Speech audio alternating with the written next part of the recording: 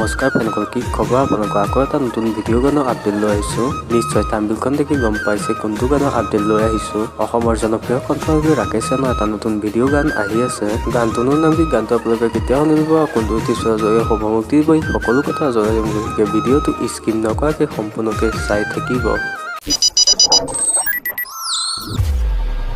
ফেনসকল, জনপ্ৰিয় কণ্ঠশিল্পী ৰাকেশ ৰচনৰ আহিবলগীয়া গানটোৰ নাম আছিল ৰৈয়াৰো। এইটো গানৰ ভিডিঅ'টোত আপোনালোকে দেখিবলৈ পাব ৰিম্পী দাস আৰু ৰাকেশ ৰচন, লগতে বহুত কেইবাবি অভিনেতা অভিনেত্ৰী। মই অলপ শ্বুটিঙৰ দৃশ্য আছে, প্ৰথমতে চাই লওঁ আহকচোন।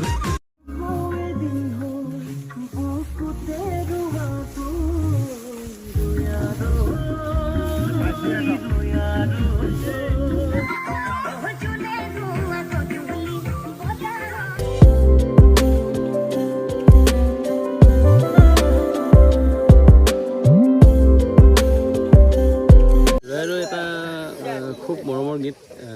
মৃণাল বুঢ়াগোহাঁইৰ কথাসুৰ, লগতে মোৰো অকণমান কথাসুৰ আছে। তাৰপিছত প্ৰিয়ম গগৈয়ে সংগীত কৰিছে, মই গাইছোঁ। আদিত্যম শইকীয়াৰ ডিৰেকশ্যন, আৰু মই আৰু ৰিম্পী দাসে কৰি আছোঁ। আশা কৰিছোঁ খুব ভাল হ'ব গীতটি। খুব সুন্দৰ এটা ৰোমেণ্টিক গীত।